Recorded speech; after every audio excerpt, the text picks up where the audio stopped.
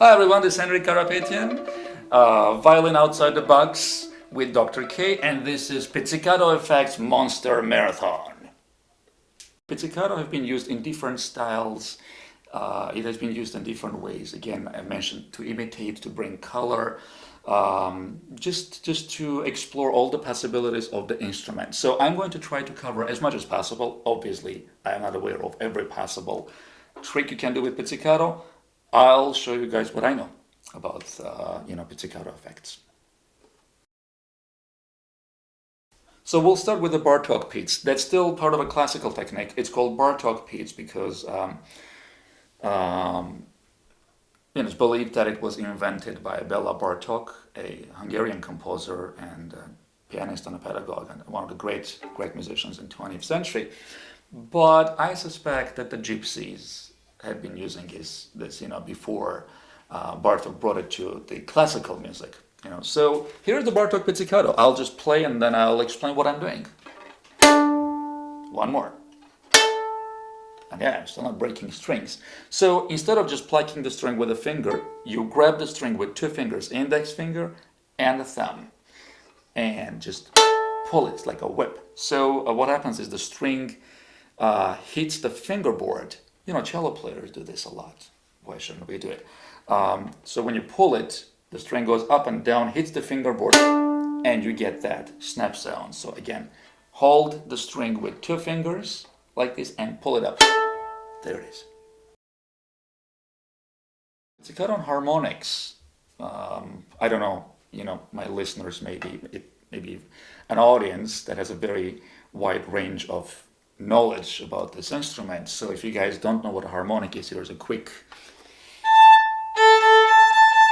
some notes on the violin that are mathematically divisible.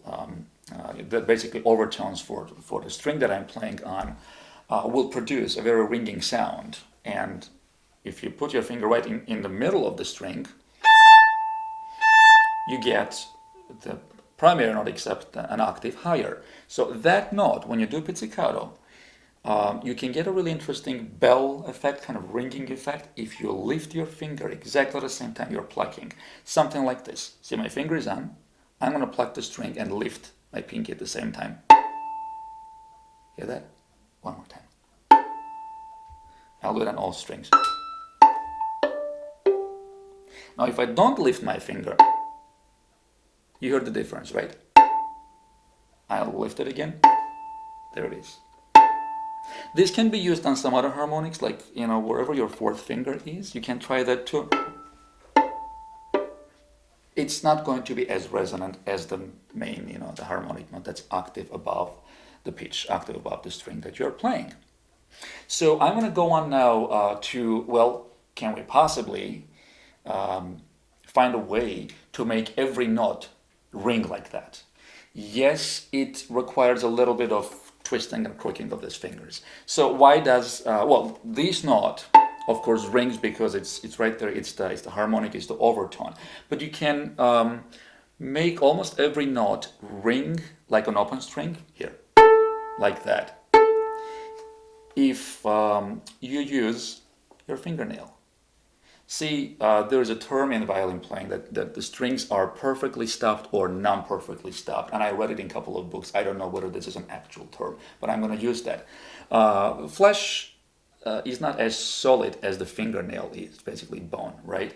So when you're putting your finger down and plucking, the sound dies pretty soon.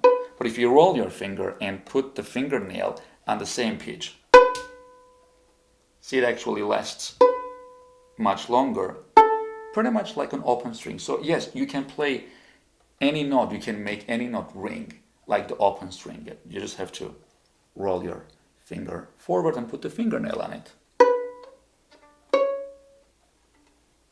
Now, here's a problem. As a violinist, you can't have very long fingernails, so it'll require some adjustment right there. In the last video, I showed kind of a little teaser. I showed you guys the Bartok pizz, and then I went like. I'm playing a little section from a Glazunov violin concerto, Russian composer. He has a really good concerto that's kind of underperformed. And I'm guilty there, I never played the concerto. But the pizzicato that he does there, it's actually more an imitation of balalaika, that fascinating Russian folk instrument. It's a triangular wooden instrument, 3 strings, and he's imitating it there. But the technique is, I'll play the little section and then I'll explain technique. And. So the index finger goes from D to E string in a sweeping movement, and then back. And when you play the second note, so there's the first one, there's the second one, use the outside of the finger, and warning, it's gonna hurt. It's gonna hurt, you're probably gonna get a blister if you do it too many times, so be very efficient when you're practicing.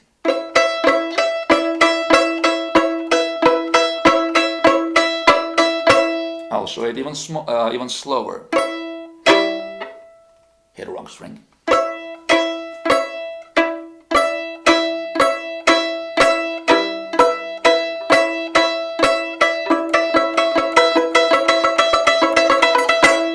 And if you don't hit all 3 strings every single time, that's okay.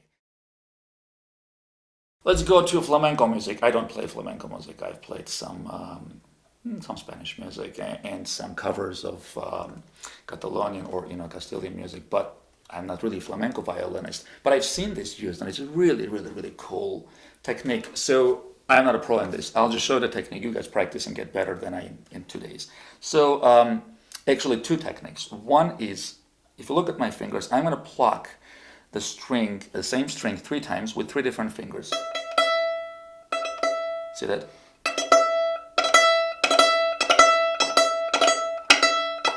Something like that. I'll show slow again.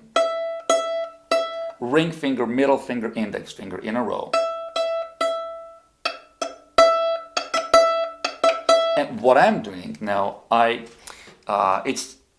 plucking it more like a bass player would do. If you have seen bass players pluck, when they pluck the string, very often the other finger rests on the string instead of just letting the whole thing ring. So look, I'm going to plug with my ring finger, and as I plug, the middle finger drops on the string. Oh.